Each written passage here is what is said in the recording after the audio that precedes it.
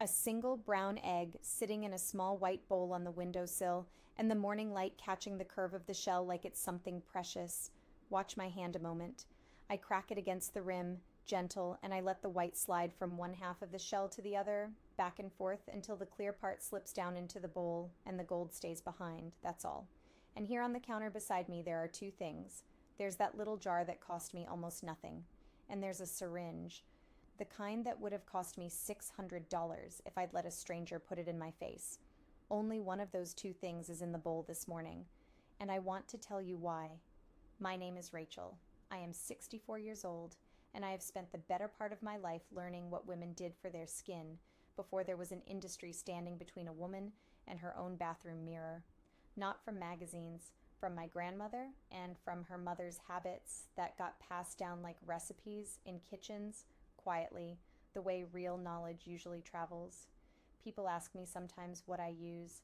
The honest answer is mostly things that were already in the house. That's the whole story, and it's the story I want to give you today.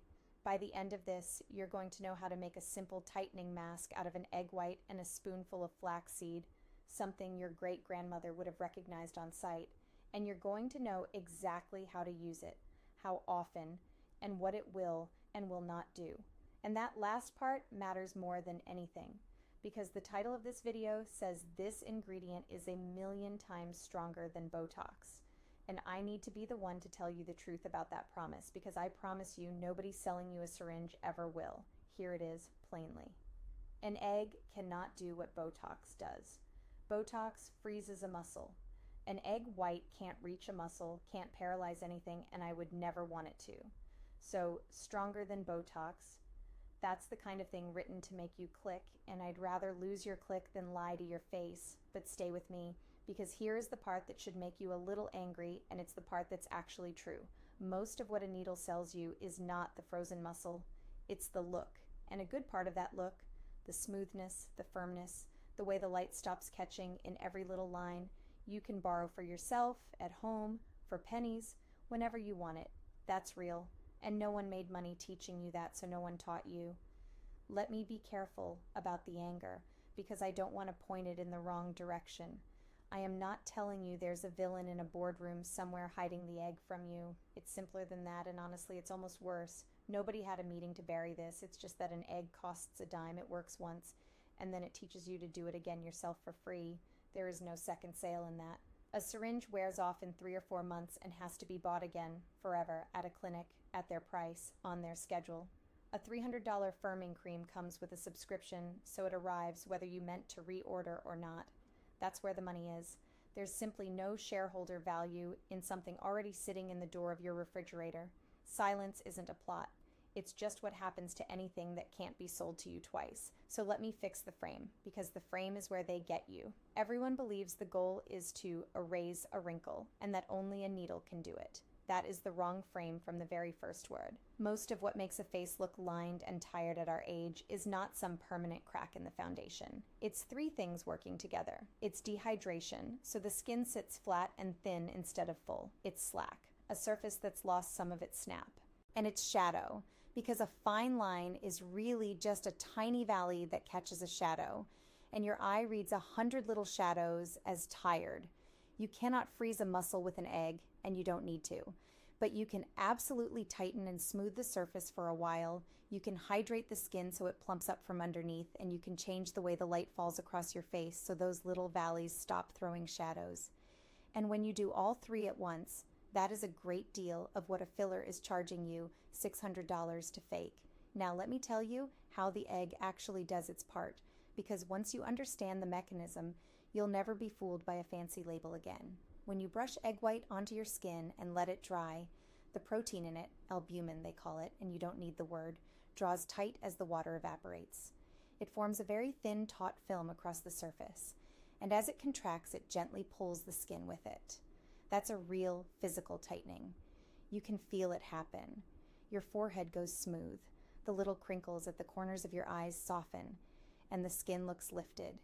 It is temporary. It lasts a few hours, sometimes into the evening if you're gentle, and I want you to hear the word temporary and not flinch at it, because a filler is temporary too. Theirs just costs $600 and lasts a season. Yours costs a dime, and you can do it Tuesday and again Friday. That's the first hero, the egg white, the tightening. The flaxseed is the second, and it does the plumping. When you soak flaxseed in warm water, it releases a clear gel, thick like a light jelly, and that gel is a beautiful natural humectant, meaning it pulls moisture in and holds it against the skin. Where the egg white draws the surface tight, the flax gel fills the skin from the top with water it won't let go of, so a crepey patch on the cheek or across the forehead looks fuller and softer. One tightens, one plumps. Together they smooth the surface and change how it catches the light. That's the whole science, and it's true, and it's yours. Let me walk you through everything, one thing at a time, because the details are where this either works for you or doesn't. First, the egg white itself. One egg separated clean. Not a speck of yolk, because the fat in the yolk keeps the white from drying into that tight film you want. Whisk it just a little until it goes from thick and gloppy to loose and slightly foamy. That's all the preparing it needs. Second, before it ever touches your face, the flaxseed gel. 1 tablespoon of whole flaxseed, a half cup of water, brought to a gentle simmer and stirred for a few minutes until the water turns slippery and thick. Strain the seeds out. You want only the clear gel, and let it cool completely. You can keep the leftover gel in a little jar in the fridge for about a week. A woman wrote to me once and said she'd made hers and left it on the counter for 3 days and it went off, and it did. So I'll say it plainly, it's food. Treat it like food, keep it cold, and make a fresh batch each week. Third, you marry them. Take about 2 teaspoons of the cooled flax gel and stir it into your whisked egg white until it's smooth. Now you have a mask that both tightens and holds water, the 2 mechanisms in one bowl.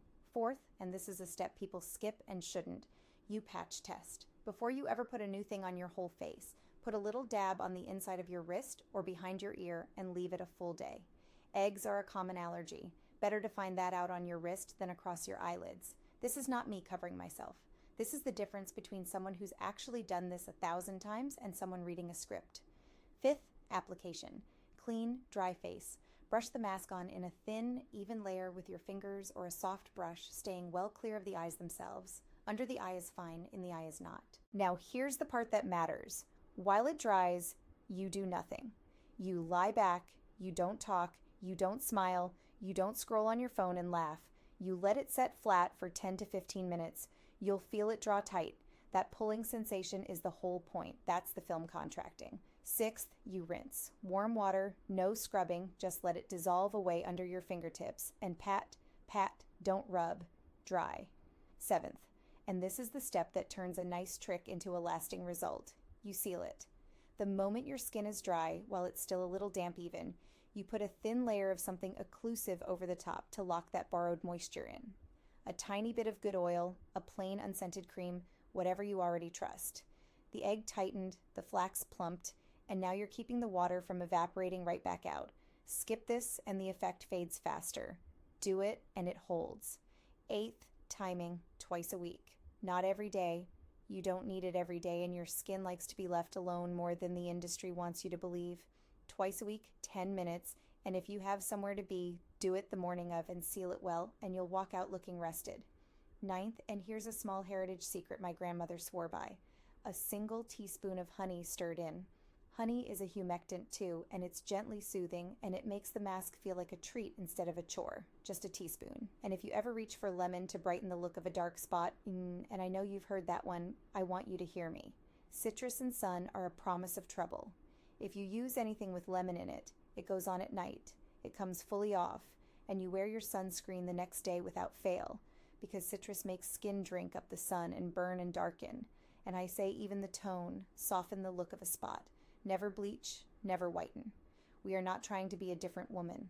We're trying to look like ourselves on a well-rested morning. Now, this is the part I went back and forth on because it's the part the industry would truly rather I left out. The reason a woman walks out of a clinic glowing isn't only the filler, it's that they cleaned her skin, hydrated it, and she saw herself under flattering light after weeks of dreading the mirror. A great deal of the before and after is exactly the tightening and plumping and light I just taught you to do at home. I almost didn't say that so plainly, but you were never told it, and you deserve to be. Let me answer the questions I know you're asking. Does this really work, or am I imagining it? It works. You'll feel the tightness and see the smoothing the very first time, but it is a look you refresh, not a change you bank. Isn't natural just a slower version of the same thing? No. Slower would mean same destination later. This is a different destination.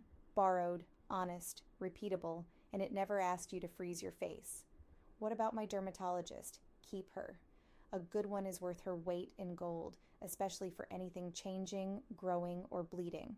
That's medicine, and this is not. This is not a cure for any condition, and it does not treat disease.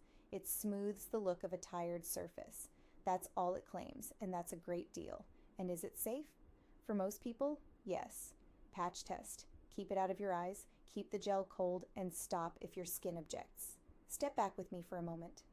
What bothers me most isn't the price of a syringe.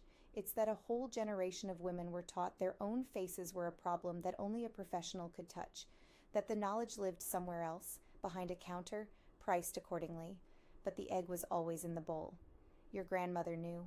Somewhere between her kitchen and your bathroom, the knowing went quiet. Not stolen, just unsold, and so unspoken. And you can pick it right back up this week. So here's your assignment, clean and simple. Simmer 1 tablespoon of flaxseed in a half cup of water, strain and cool the gel, pennies. Separate 1 egg white, a dime. Stir 2 teaspoons of gel and a teaspoon of honey into the white. Patch test first. Twice a week, thin layer, 10 minutes flat and quiet, rinse warm, pat dry, and seal with a little cream. That's the whole ritual, and it costs less for a month than 1 clinic waiting room. Now I read every single comment, so tell me this. What did the women in your family do for their skin? Your mother, your grandmother, the neighbor who always looked rested. Write it down for me. Some of the best remedies I know came to me from someone's comment. And next time I'm going to show you the second half of this, the overnight step. The one thing you can leave on while you sleep that makes the morning mask hold twice as long. Bring your bowl. Until then, remember this, because it's the truest thing I know. The women who came before us knew things about their own skin that we are only just beginning to remember.